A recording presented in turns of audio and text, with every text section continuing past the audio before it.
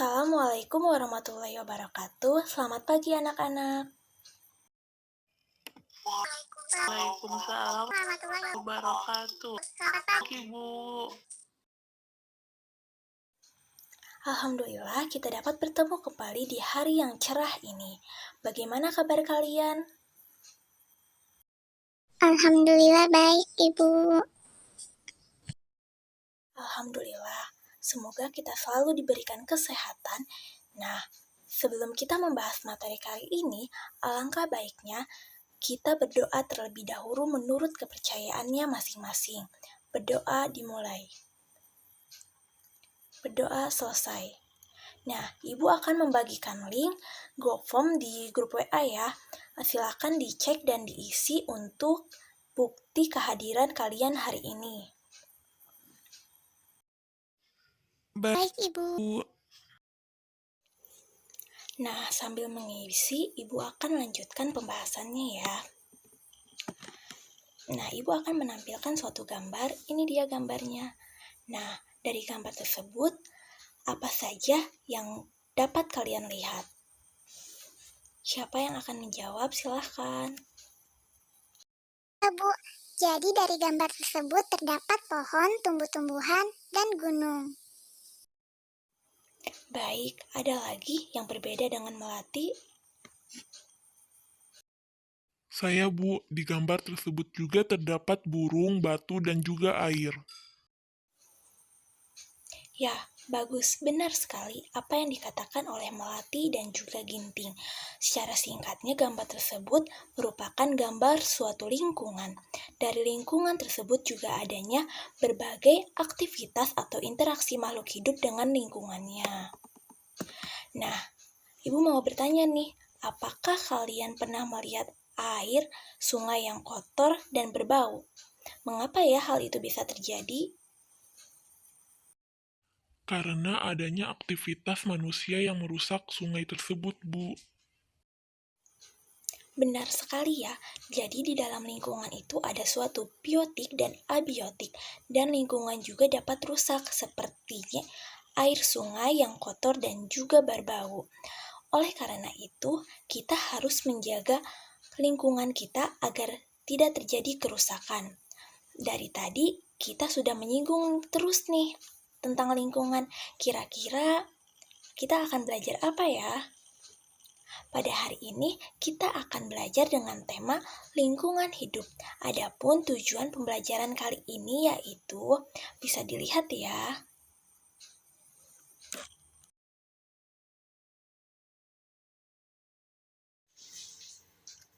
Coba Ibu ingin mengetahui dari kalian apa sih lingkungan hidup itu jika dilihat dari gambar yang ini. Bu, lingkungan hidup adalah semua yang ada di sekitar alam seperti makhluk hidup, air, tanah, dan cahaya matahari. Dan juga adanya interaksi manusia dengan lingkungannya, Bu. Benar, terima kasih Ani. Benar ya apa yang dikatakan oleh Ani. Jadi, lingkungan adalah seluruh faktor yang mempengaruhi suatu organisme. Faktor-faktor ini dapat berupa organisme hidup atau biotik atau variabel-variabel tak hidup atau abiotik. Nah, lingkungan hidup ini sebagai kesatuan ruangan dengan semua benda, daya, keadaan makhluk hidup, termasuk manusia, dan perilakunya mempengaruhi alam itu sendiri. Nah, dalam lingkungan hidup ini juga tidak jauh dari membahas adanya ekosistem.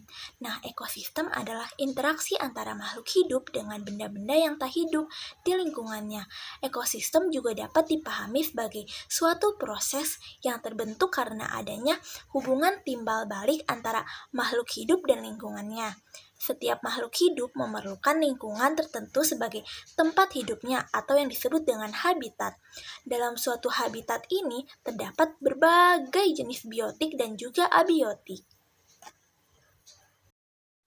Nah, Ibu akan tampilkan sebuah contoh gambar ekosistem. Ini dia. Nah, coba ada yang mau sebutkan apa saja sih biotik dan abiotik yang terdapat pada gambar? saya Bu, abiotiknya yaitu cahaya matahari, air, dan tanah. Sedangkan biotiknya yaitu rusa, kura-kura, ikan, elang, musang, katak, bunga, dan rumput-rumputan, dan juga pohon. Benar ya apa yang dikatakan oleh Ginting. Jadi, lingkungan hidup ini memiliki berbagai manfaat. Ibu berikan contoh manfaat lingkungan terhadap masyarakat suku Sumbawa. Yang pertama yaitu sebagai tempat mencari makan. Contohnya, petani yang memperoleh sumber penghidupannya dari ladang dan juga tanah. Yang kedua, sebagai tempat berlangsungnya aktivitas sosial, seperti melakukan upacara nyorong. Nah, upacara nyorong ini dijadikan sebagai acara silaturahmi antara kedua pihak keluarga pengantin. Yang ketiga, sebagai pemenuhan kebutuhan seperti pohon kapas. Kapasnya ini dijadikan sebagai tenun, dan tenun ini akan digunakan untuk pakaian mereka sehari-hari.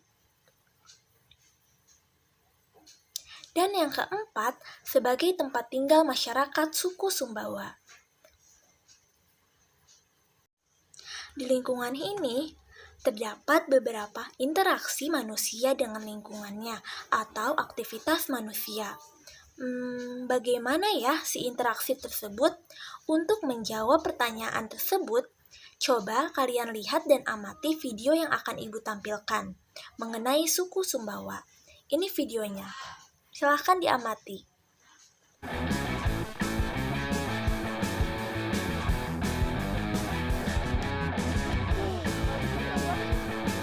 Di Sumbawa, masyarakat mengenal tradisi bersyukur menyambut musim panen. Wujudnya berkumpul bersama, bertukar cerita sambil mengolah makanan khas.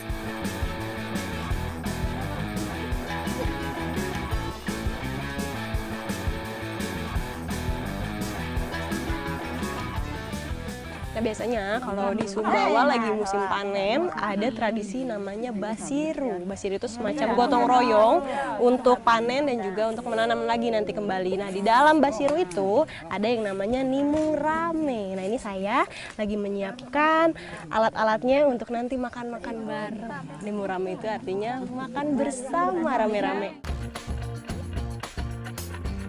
Tradisi Basiru di Pulau Sumbawa merupakan bentuk rasa syukur masyarakat.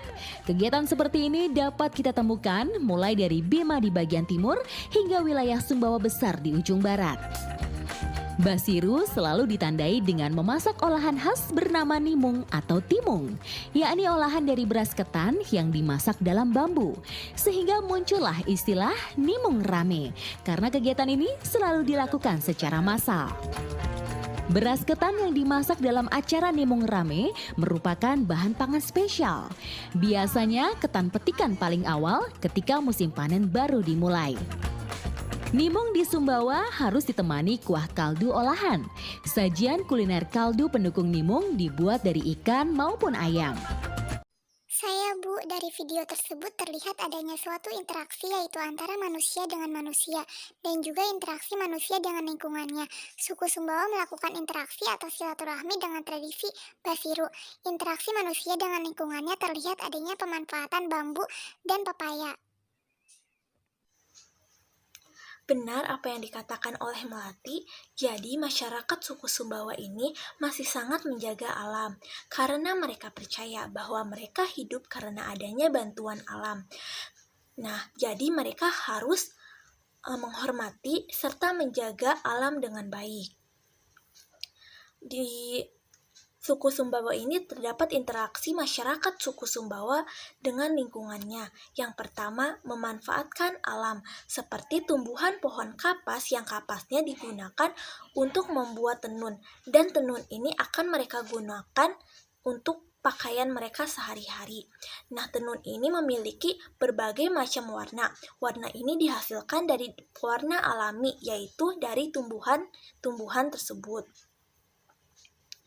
sehingga menghasilkan tenun yang berkualitas serta memiliki berbagai banyak warna.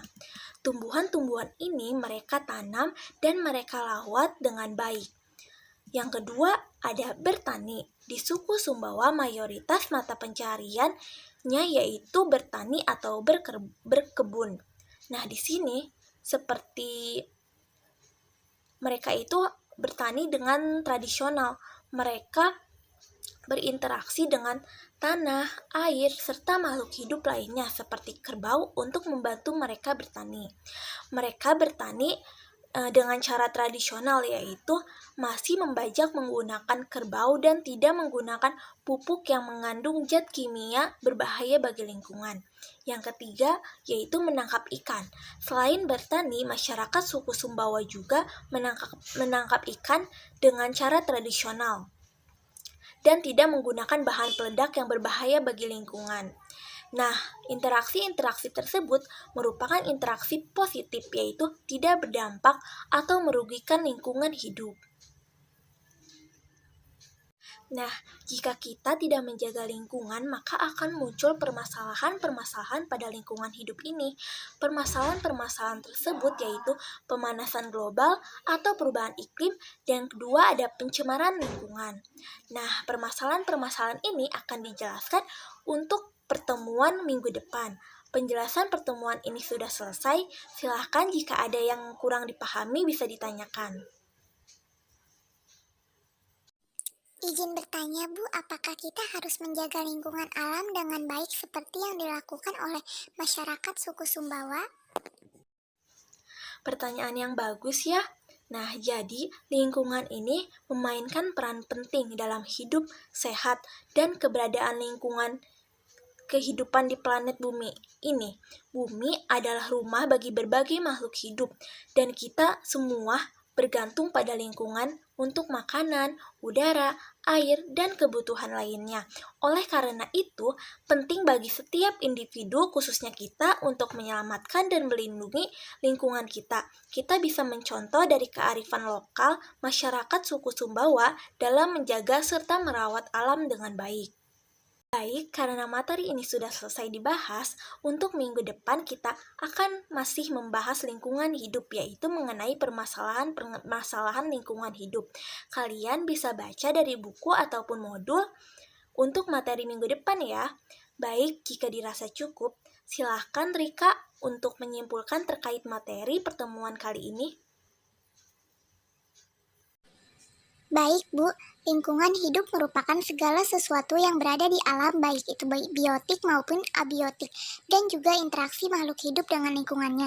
Lingkungan hidup ini sangat penting untuk menunjang kehidupan kita. Oleh karena itu, kita harus dapat menjaga serta merawat lingkungan dengan baik. Kita dapat melihat masyarakat suku Sumbawa yang menjaga lingkungannya dengan baik. Cukup, Ibu. Baik, terima kasih Rika. Saya cukupkan ya.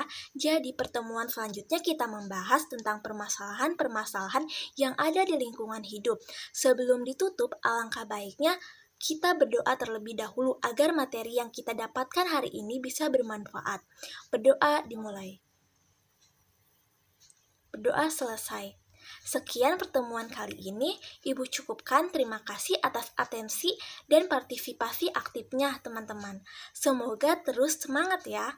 Wassalamualaikum warahmatullahi wabarakatuh.